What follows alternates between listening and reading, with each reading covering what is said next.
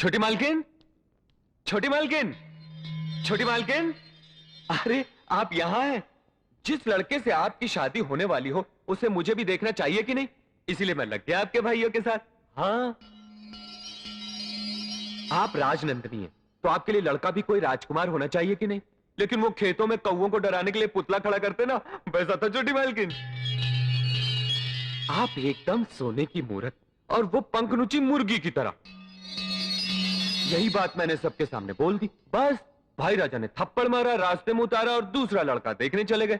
मैंने मार खाई, उसकी परवाह नहीं मुझे, लेकिन उससे आपका रिश्ता नहीं हुआ इसकी मुझे बहुत खुशी हुई छोटी मालकिन। अरे घर में कोई नहीं है, भाभी लोग कहां गई? आज व्रत सावित्री की पूजा है, मंदिर गई है। ये व्रत सावित्री की पूजा क्या होती है? ये पूजा पत्नियां अपने पतियों की लंबी उम्र के लिए करती हैं। क्या सचमुच इससे पति की उम्र लंबी हो जाती है? हाँ। देखिए ना, अगर मेरी माँ ने भी आप जैसे बड़े लोगों से सीखकर ये पूजा की होती तो मेरे बापू नहीं मरते ना। जो हो गया सो हो गया, अब आगे जो होना है उसके बारे में सोचिए। मेरे भाई मेरे सामने उसे लाकर खड़ा कर दे जिससे वो मेरी शादी करना चाहते हैं, उसके पहले मैं उनके सामने उसे लाकर खड़ा कर देना चाहती हूँ जिससे मैंने शादी कर ली है। चलिए मेरे साथ। कहाँ? जहाँ व्रत सावित्री की पूजा हो रही है। मगर वहां मैं क्यों जाऊं?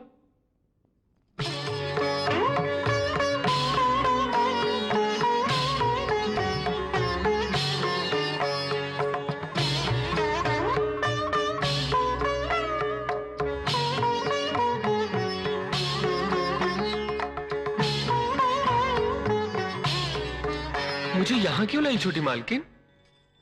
एक बात है जो तुम्हें समझानी थी और सारे गांव को बतानी थी, इसीलिए यहां लाई हूं। उस रात पागल बैजू ने जो धागा दिया था वो कोई मामूली धागा नहीं था रामा, वो एक औरत के जीवन की डोर होता है। ये चंद काले दानों की माला नहीं, ये मंगलसूत्र है। वो मंगलसूत्र जिसे उस रात चंद्रमा को साक्षी मानकर तुमने मेरे गले में पहनाया था, उसी पल मैं तुम्हारी पत्नी बन गई रामा। इसे समझे बिना मेरे होते हुए अपने लिए एक पत्नी ढूंढ रहे हो और अपनी पत्नी के लिए एक पति भी ढूंढ रहे हो। आप कोई कुछ भी सोचे, अगर मेरे भाइयों ने गुस्से में आकर मेरे टुकड़े टुकड़े भी कर दिए तब भी मैं तुम्हारी पत्नी हूँ। और इससे पहले कि वो मेरे लिए कोई और पति तलाश करे, उन्हें पता चल जाना चाहिए कि तुम मेरे पति हो। चलो मेरे साथ। नहीं, मैं आपका पति नहीं, आप मेरी पत्नी नहीं। हमारे बीच जो कुछ हुआ वो शादी भी नहीं। मुझे जाने दो। रामा! रामा! रुक जाओ! रुक जाओ! मेरी बात तो सुनो रामा! रुक जाओ रामा!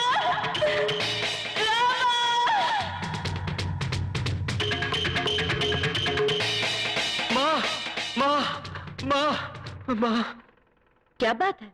माँ, सचमुच बता, शादी कैसे होती है? क्या? शादी कैसे होती है? हाँ, हाँ। तेरा कोई कसूर नहीं, तुझे पता भी कैसे होगा? मैं तुझे किसी शादी पर लेकर ही नहीं गई। वो नहीं माँ, ये बता, शहनाई बजे तो शादी होती है ना? हाँ। हाँ।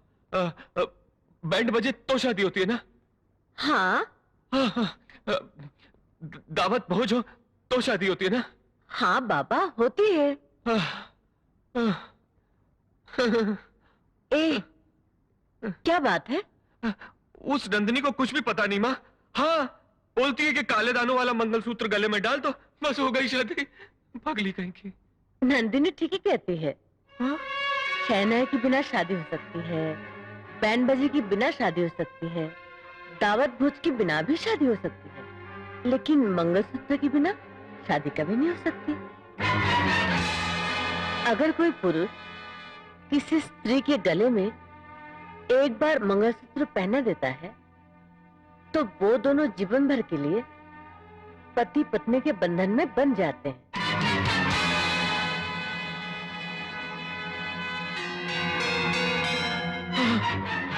अब क्या होगा? माँ, नंदिनी के भाइयों की पिटाई से बचने के लिए मैंने उसके गले में मंगलसूत्र डाल दिया, तो क्या मेरी उससे शादी हो गई? क्या तूने नंदिनी के गले में मंगलसूत्र डाल दिया है? हाँ, हाँ। ये क्या कह रहा है तू? मैं क्या करूं? मुझे उस वक्त पता ही नहीं था। नंदिनी ने भी नहीं बताया, अभी बताया है।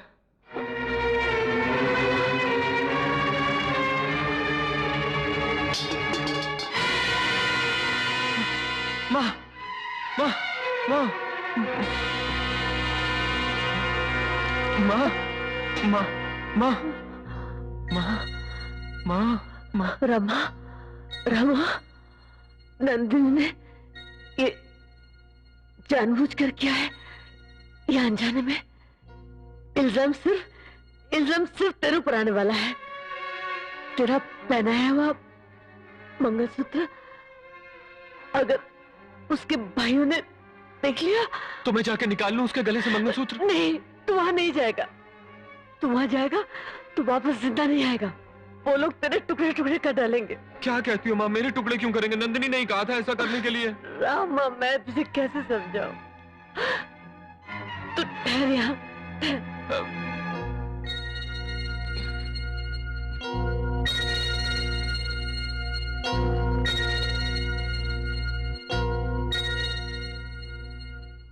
रामा, तू मुझे बहुत प्यार करता है ना? हाँ। मेरा हर कहा मानता है ना? हाँ। तो फिर एक काम कर, इससे पहले कि उसके भाइयों को इस बात का पता चल जाए, तो ये गांव छोड़कर चला जा। माँ, हाँ। तो तू भी चल, हम दोनों चल। नहीं, मैं नहीं जा सकती। अगर मैं गई तो गांव वाले ये कहेंगे कि दोनों पाप करके भाग गए। देख, जब तक मैं ना कहूं तो शांता मौसी के वहां से वापस नहीं आना। माँ, तू ज्यादा दिन के लिए नहीं रहना पड़ेगा, सिर्फ नंदिनी की शादी होने तक। फिर मैं तुझे खुद वापस ले आऊंगी वहां से। पर माँ, मैं तुझे अकेला कैसे कुछ नहीं होगा मुझे कुछ नहीं होगा। तू जा यहाँ से, जा।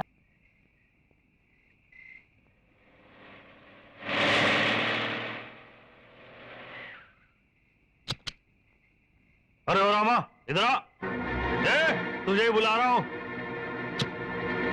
भैया बुला रहे हैं, चलो। अबे चलो, चल। क्यों रे, इतनी रात गए थैला लटकाए कहां घूम रहा है? माँ बोली आप लोगों के लौटने से पहले मैं गांव छोड़कर। क्या? कुछ नहीं। चल गाड़ी में बैठ। क्यों भाई राजा? कहा ना बैठ। अरे चल, चुपचाप बैठ, बैठ।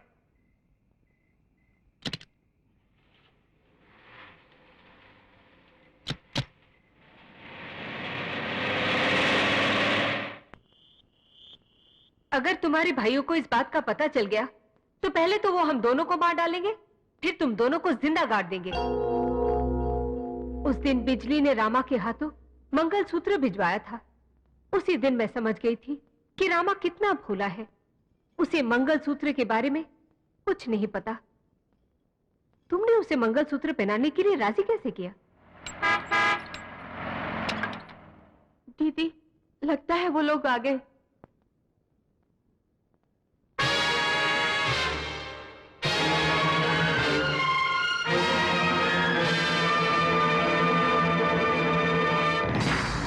नंदिनी, नंदिनी, बेटा नंदिनी, तेरे लिए बहुत अच्छा रिश्ता देखा है हमने। जानना चाहोगी तेरा वर कैसा है? सुरेंद्र, ले आओ उसे।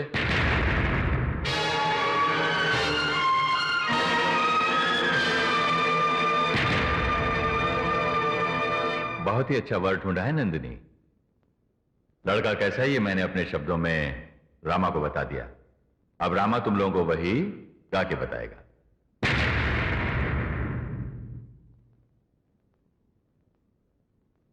अरे, गाओ रामा, मैंने तुझे क्या गाने के लिए कहा था और तू क्या गा रहा है? भैया, ये अपने बारे में गा रहा है, इसे गाने दीजिए।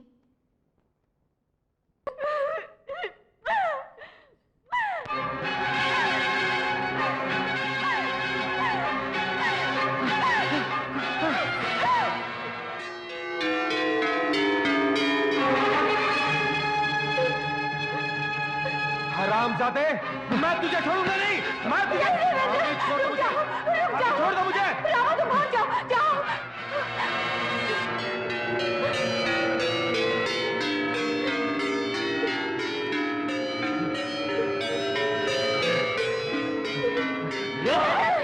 हट जाओ भाभी। रुक जाओ सुरेंद्र, छोड़ दो इसे।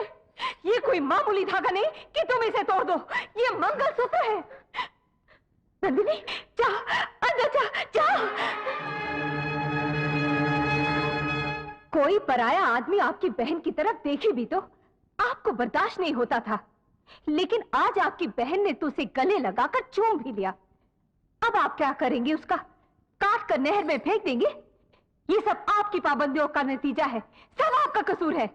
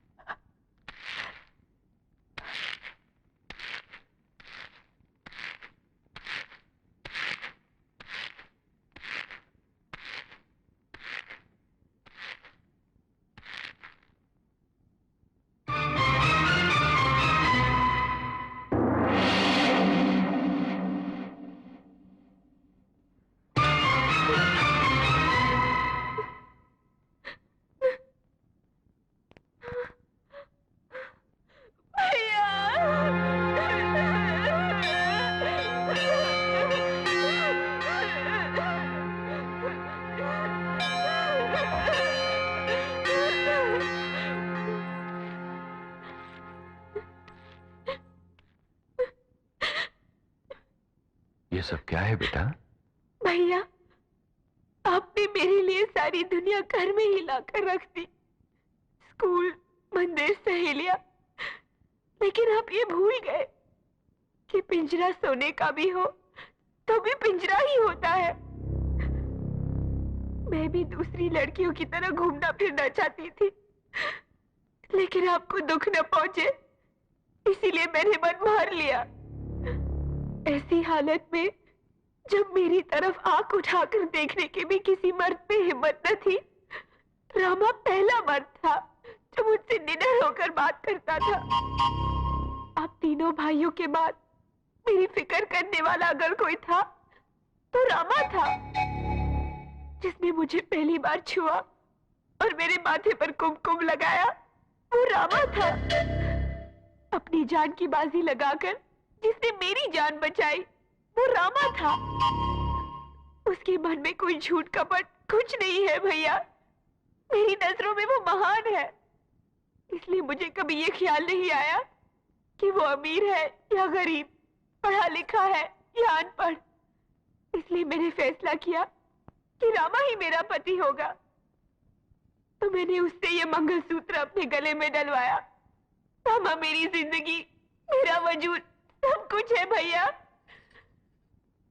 अगर आप लोगों ने उससे कुछ किया तो याद रखिए। बस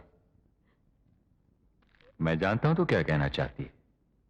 अगर मैंने उसे कुछ किया तो तू अपनी जान दे देगी, यही ना? आज तक मैं सोचता था रामा बुद्धू है, नालायक है, नासमझ है। मैं गलत सोचता था। रामा महान है, महान। अरे जिस आदमी ने चंद दिनों में हमारा 16 बरस का प्यार तेरे दिल से भुला दिया, वो कोई मामूली आदमी नहीं हो सकता। जन्म देने वाले मां बाप, पाल पोस कर बड़ा करने वाले भाई, उसके सामने कुछ नहीं। नंदिनी, बचपन से लेकर आज तक तूने जो कुछ मांगा मैंने कभी इनकार नहीं किया। तुझे रामा चाहिए ना? ठीक है, हम लोगों से डरकर शायद वो कहीं छुप गया होगा, हम उसे ढूंढ लाएंगे और धूमधाम से तेरी शादी करेंगे। ऐसे क्या देख रही है नंदिनी? तू क्या समझ रही है मैं नहीं जानता कि तेरी शादी हो गई? लेकिन जिस आदमी को मंगलसूत्र और बैल के नकेल के बीच का फर्क नहीं मालूम, उससे मंगलसूत्र पहनवा लेने से शादी नहीं हो जाती। शादी तो तेरी मैं करवाऊंगा, जैसे भाई राजा की बहन राजनंदिनी की शादी होनी चाहिए, जैसे कि आज तक आसपास के 100 गांव में किसी की शादी नहीं हुई होगी। असली शादी तो तेरी वही होगी बेटा। भैया, भैया, भैया, भैया। जा, जाके चैन से सो जा, जा, जा।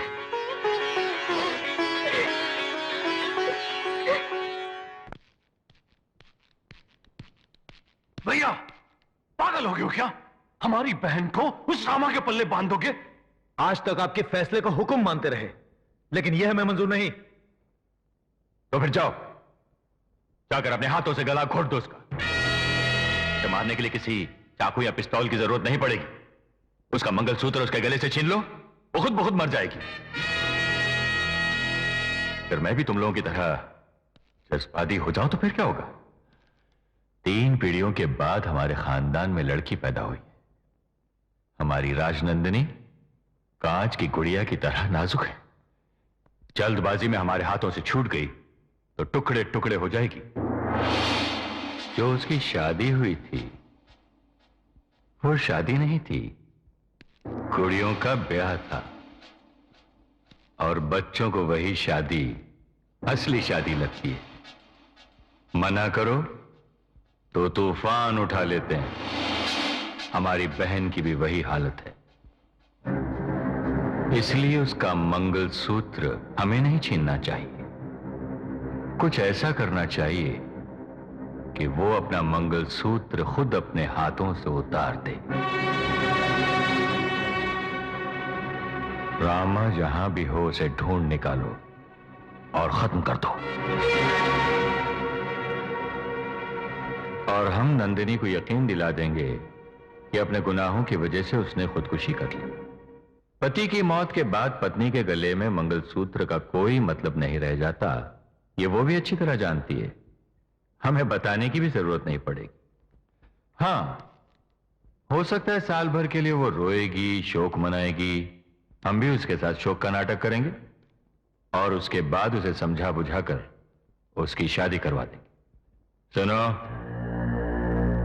इस बात का नंदिनी को हरगिज पता नहीं चलना चाहिए, और अगर पता चल गया तो ज्यादा कुछ नहीं होगा, हमें दूसरी शादी करनी पड़ेगी।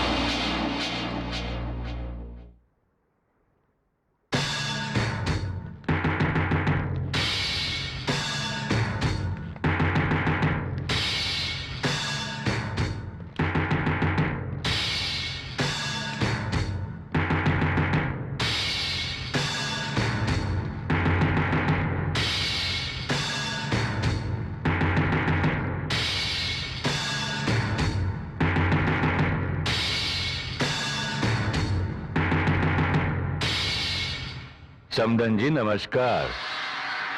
अरे इतना घबरा क्यों नहीं है आप? अच्छा, समदन बुलाया इसीलिए। रिवाज के मुताबिक साला होने के नाते दूल्हे की मां को समदन बुलाने का रिश्ता तो नहीं बनता, लेकिन क्या करूं, राजनंदिनी को मैंने बेटी की तरह पाला है, इसीलिए गुस्ताखी की मैंने। मेरे लड़के ने कसूर किया है, मैं मानती हूँ। उसे जो सजा देना चाहते हैं वो आप मुझे दीजिए, उसे कुछ मत कीजिए। आप मेरी जान ले लीजिए। हम भी यही सोच रहे थे सावित्री, लेकिन अड़चन यह है कि सास के मरने से बहू के गले का मंगलसूत्र नहीं उतरेगा। रामा कहाँ है? मुझे नहीं पता। देखो सावित्री, ज्यादा बातें करना मुझे पसंद नहीं। मैं तुम्हें 2 दिन की मोहलत देता हूं। अगर फिर भी तुमने रामा का पता नहीं बताया तो तुम्हारा अंजाम क्या होगा ये तुम खुद अच्छी तरह जानती हो।